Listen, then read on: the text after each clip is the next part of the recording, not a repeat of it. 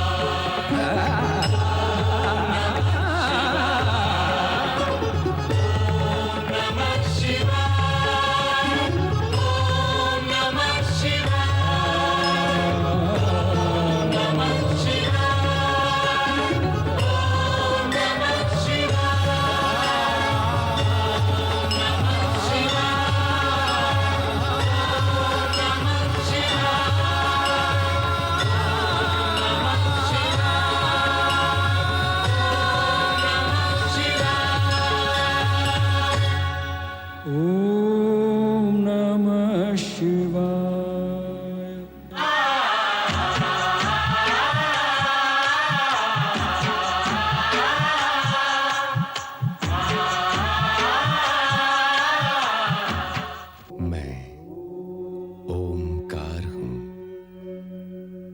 आकाश, धरती और पाताल तीनों लोकों में मेरी दिव्य पदचाप दिव्य पुरुष सुन लेने में समर्थ है।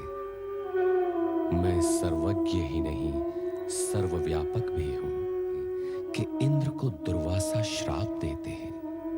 परिणाम स्वरूप दानवराज बलि इंद्रासन पर आ बैठा।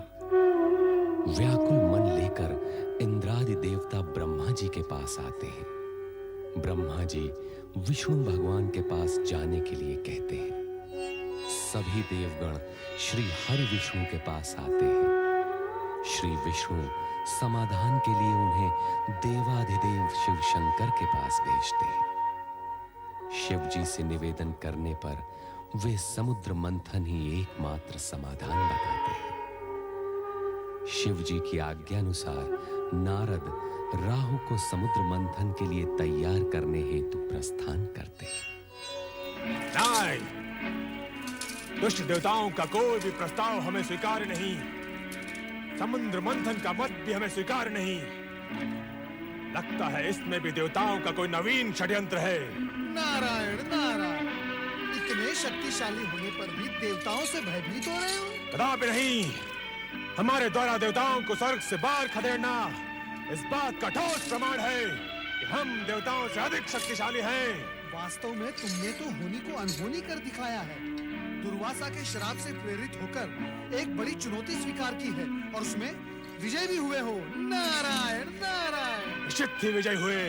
मैं एक बात सोच रहा हूँ, तुम दानव यदि शक्तिशाली हो तो देवगण बुद्धिमान ज्ञानवान, तुम दानव एक स्वर्ग लेकर यहाँ मोद मनाते बैठे रहोगे और वहाँ देवगण समुद्र मंथन से 100 स्वर्ग उत्पन्न कर डालेंगे। सत्य तो यह है कि आरंभ में देवताओं को भी कोई रुचि नहीं थी, परंतु भगवान शिवशंकर ने जब समुद्र मंथन से उत्पन्न होने वाले दुर्लभ पदार्थों की बात कही तो देवता सहर्ष मान गए। परंतु ये बात आपने हमें पहले क्यों नहीं बताई देवर्षि नारद? बताता तभी जब तुम सुनने को तैयार होते। तुम तो अपने पद के मद में डूबे हुए हो। नारायण नारायण। शिवशंकर पर तो हमें पूर्ण विश्वास है, परंतु यदि उनकी बात मानकर हम समुद्र मंथन का प्रस्ताव स्वीकार भी कर लें, तो भी इस बात का क्या भरोसा कि समुद्र मंथन से उत्पन्न पदार्थों का वितरण सुरों और असुरों में निष्पक्षता से होगा। ऐसा प्रतीत हो रहा है सेनापति राहु कि तुम हमारा तात्पर्य नहीं समझ पाए। नारायण नारायण। सुनिए तो सही देवर्षि नारद। एक और तुम कहते हो कि तुम्हें भगवान शंकर पर पूर्ण विश्वास है और दूसरी ओर शंकर का आंचल भी नहीं छोड़ सकते। ऐसे तो कोई निर्णय नहीं लिया जा सकता। अरे देवर्षि, यदि एक बात देवताओं को मान्य हो तो हमें समुद्र मंथन का प्रस्ताव स्वीकार्य है। क्या? यही कि समुद्र मंथन से पहले हम स्वर्ग लोक नहीं छोड़ेंगे। इसका निर्णय तो भगवान शिवशंकर ही करेंगे और तुम ये भली भांति जानते हो और मानते भी हो कि वे निष्पक्ष नहीं।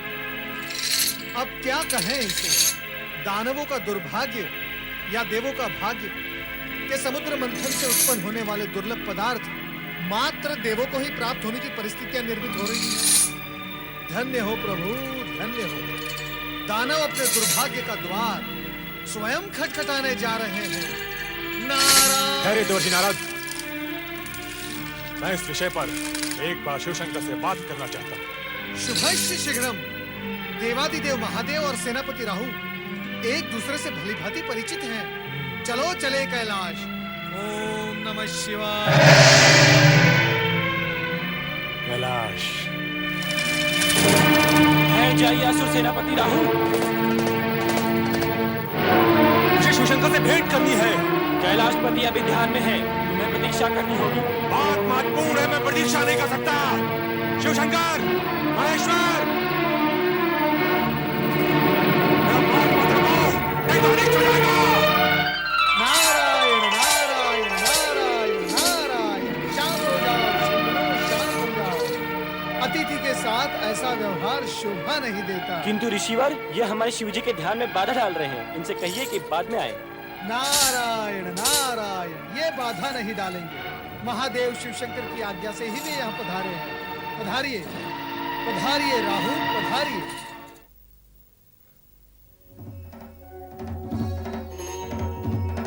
नारायण नारायण। हे शिवशंकर, कैलाशपति। क्षमा करें प्रभु, आपके ध्यान में व्यवधान हुआ। असुर सेनापति राहु आपसे भेंट हेतु यहाँ पधारे हैं। आपके गणों ने उन्हें रोकने का प्रयास किया, किंतु आओ राहु। प्रणाम शिवशंकर। हम जानते हैं तुम यहाँ अपने संदेह निवारण के लिए आए हो, और तुम्हारा संदेह यह है कि समुद्र मंथन के पश्चात तुम असुरों से कहीं स्वर्ग न छिन जाए। कहो यह सत्य है? सत्य है शिवशंकर। तो सुनो, तुम्हारी शंका निर्मूल है।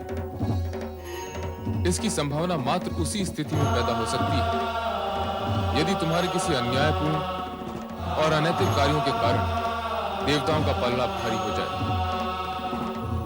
और तुम्हारी दूसरी शंका यह है कि समुद्र से निकलने वाले रत्नादि का विभाजन कैसे होगा। रत्नों का बंटवारा योग्यता के अनुरूप ही होगा। अयोग्य रत्न पाकर कोई भी पक्ष स्वयं ही नष्ट हो जाएगा। कोई और शंका? नहीं, परंतु इतना महान अनुष्ठान संपन्न कैसे होगा? समुद्र मंथन कोई बाल क्रीड़ा तो नहीं। चिंताएं करना न सुनो का काम है, न सुन का। समुद्र मंथन के कार्य संबंधित निर्णय हमने ले लिया है और संबंधित व्यक्तियों को आदेश भी दे दिए हैं। क्षीर सागरवासी विष्णु मंथन क्रिया के लिए मेरु पर्वत का आधार बने और वासुकी नाग रज्जु का कार्य करेगा। तुम जाकर दानवों को प्रेरित करो और शीघ्र ही समुद्र मंथन का कार्य प्रारंभ कराओ। जाओ। नारायण नारायण। शिवाज्ञा को शिरोधार्य कर दानवराज बलि से मंत्रणा करने के पश्चात शंकाशील सेनापति राहु शंका से उभरे और समुद्र मंथन के लिए तत्पर हुए। इसी प्रकार देवगण भी समुद्र तट पर आ पहुंचे, जहां मेरु पर्वत मथनी और वासुकी नाग रज्जु के रूप में उपस्थित थे।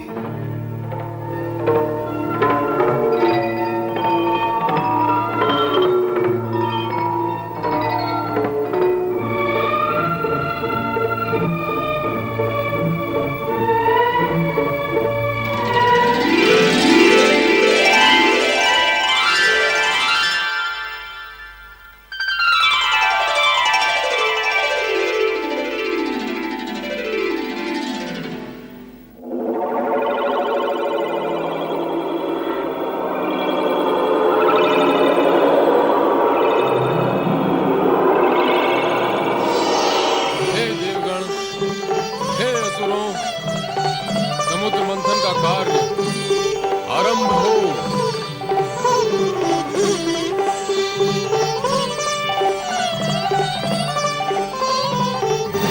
असुरो, तुम वासुकी को पूंछ की ओर से पकड़ो, हम देवता मुंह की ओर से पकड़ते हैं। नहीं, पूंछ का अर्थ पीछे होना और हम तुमसे शक्ति और बल में तनिक भी कम नहीं, इसलिए हम पूंछ को पकड़े।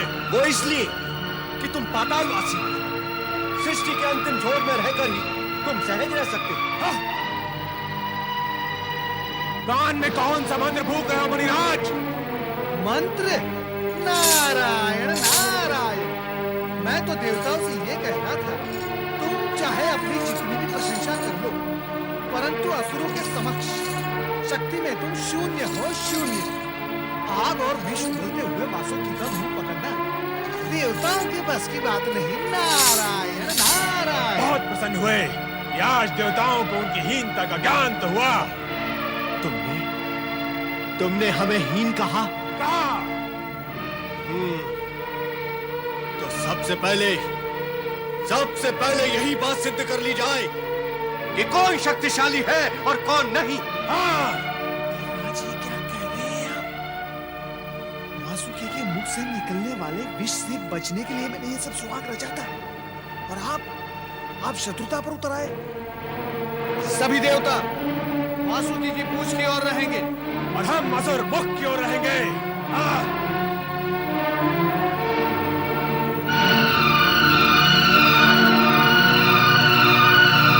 भगवान शिव शंकर की कृपा से समुद्र मंथन की आज्ञा पूर्व ही मिल गई है। शुभ कार्य में विलंब नहीं होना चाहिए, वो उचित नहीं। बोलिए भगवान शिव शंकर की जय। भगवान शिव शंकर की जय।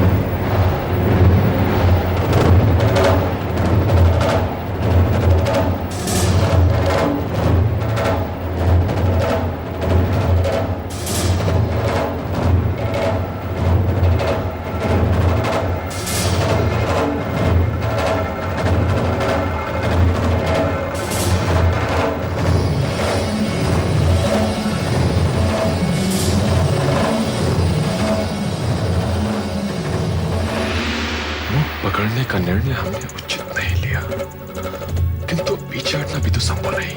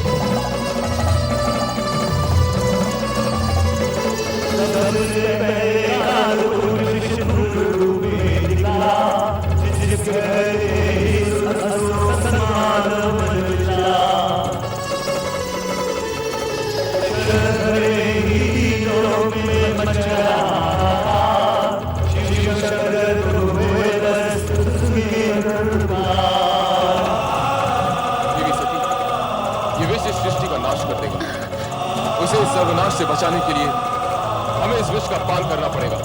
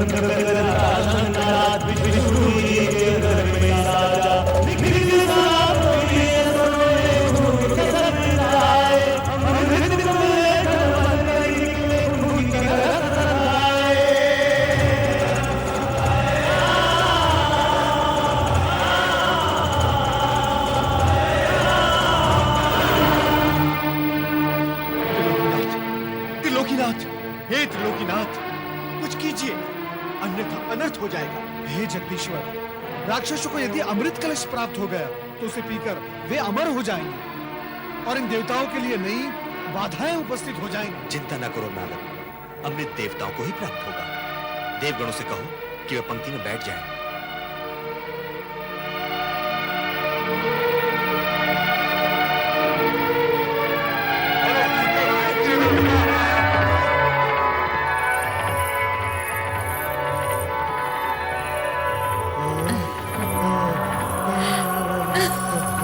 अप्सरा है या कौन है? ये स्वर्ग से आई है या समुद्र से?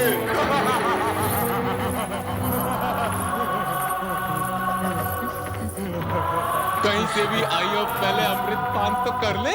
अरे अमृत पान तो बाद में करेंगे, पहले इसके रूप का बजरा पान तो कर ले। रूप की रानी रूपमती, तुम कौन हो कहाँ से आई हो? मैं कौन हूँ और कहाँ से आई हूँ? इन व्यर्थ के प्रश्नों में क्यों अपना समय नष्ट करते हो? सत्पुरुषों, केवल इतना जानो कि मैं तुम्हारी हूँ और तुम्हारे लिए आई हूँ। जी।